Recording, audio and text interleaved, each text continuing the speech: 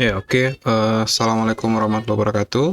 Jumpa lagi dengan saya, Walid Umar. Pada video kali ini kita akan lanjutkan pembahasan terkait soal UKK ya, dimana di video sebelumnya kan kita sudah bahas terkait paket pertama ya, paket satu. Jadi pada kesempatan kali ini kita akan fokus membahas terkait paket 2, dimana paket 2 ini untuk durasi waktu pengerjaannya sama ya, penugasan perolangan. Yang membedakan di sini adalah kita eh, ditugaskan untuk merancang arsitektur layanan perangkat lunak dan sarana pada jaringan private cloud ya. Jadi cloud on-premise. Oke, bahan dan alat yang dibutuhkan di sini kita butuh router untuk melakukan yang punya berbagai fitur ya, mendukung intervalent routing, mendukung fitur firewall, mendukung DHCP server dan DHCP relay. Kita butuh switch unmanaged ya, terus kita butuh server. Nah, servernya itu spesifikasinya kira-kira sebagai berikut ya, dimana servernya akan diinstalkan sebuah sistem operasi berbasis Proxmox atau ESXi sebagai hypervisor operating system. Terus kita butuh sumber internet, aplikasi dan material, ISO sistem operasi open source, kita bisa pakai Debian atau Ubuntu, terus aplikasi LMS ya. Kayaknya kita akan diminta untuk melakukan proses instalasi LMS ya, berbasis Moodle mungkin.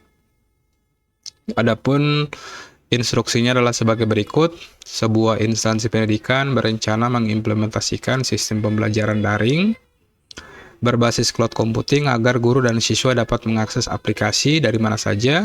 Jadi kita ditugaskan sebagai junior cloud engineer untuk merancang, membangun, menguji lingkungan private cloud sederhana yang terdiri dari beberapa mesin virtual yang saling terhubung dan berfungsi sebagai server.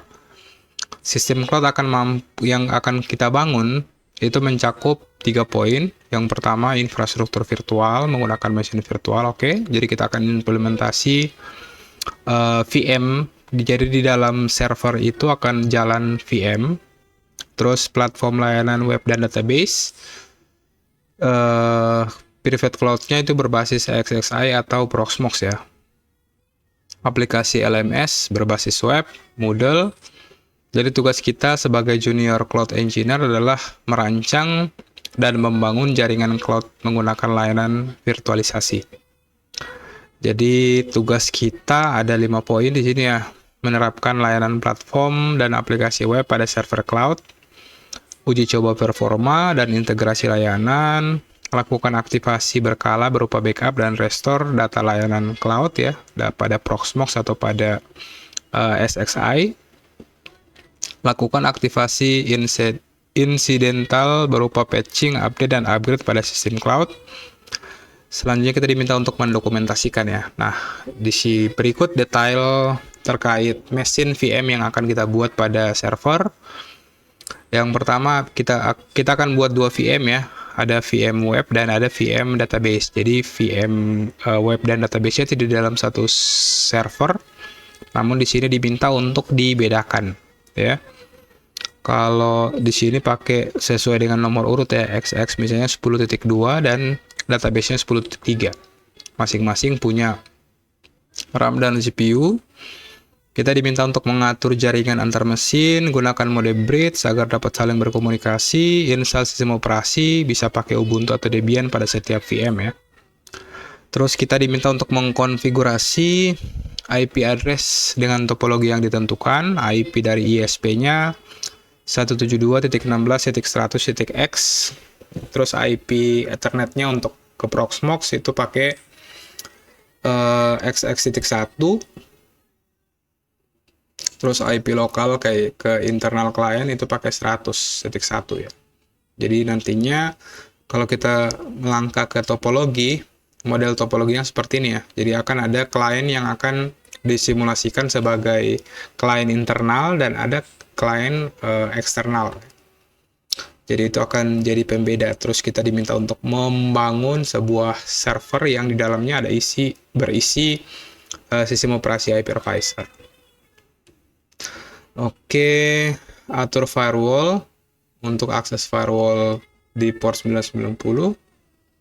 Oke, jadi service LMS-nya akan dapat diakses ya melalui port 9090. Kita diminta untuk melakukan konfigurasi DSTNAT. XX-nya nomor peserta sudah jelas. Uji coba performa, pastikan VM memiliki alokasi CPU RAM yang sesuai. Jalankan semua VM secara bersamaan dan periksa performa setiap sistem host. Catat hasil pengujian kinerja dalam bentuk screenshot. Oke, kita diminta untuk screenshot. Uji coba konektivitas dengan ping dan SSH antara server. Terus untuk web servernya ya, kita ada dua opsi. Untuk VM web server kita bisa pakai Apache 2 atau Nginx, dan database-nya bisa pakai MySQL atau Postgres.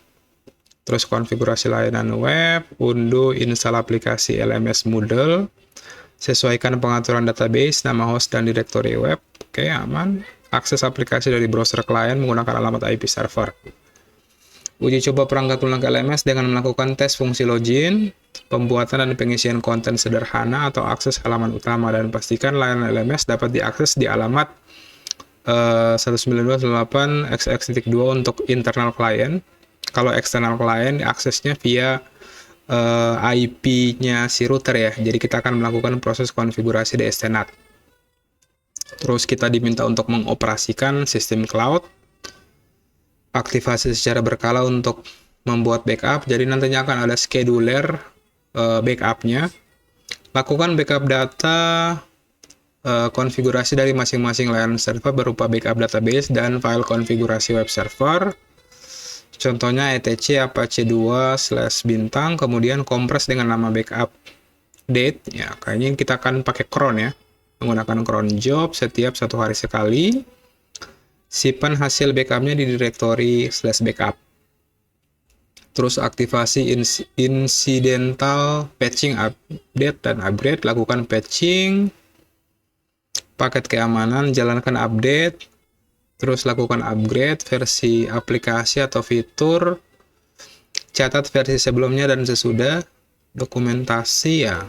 Oke, jadi kita sudah paham ya di modul atau di paket 2 ini kita akan melakukan proses instalasi ya. Jadi kita akan install Proxmox-nya dulu. Terus kita setup MikroTik-nya untuk menghubungkan antara internal network dengan external network. Terus ada internal client-nya juga ya. IP internal client-nya pakai 100.1 ya. Kalau di sini mungkin kita bisa pakai 10.2 dan 10.3. Jadi totalnya ada 3 network ya. IP dari ISP, IP Ether ke Proxmox-nya. Oke, jadi Proxmox-nya akan pakai .1/29. Jadi VM-VM-nya akan gateway ke sini ya. Ke IP Ether. Terus IP lokalnya 100.1.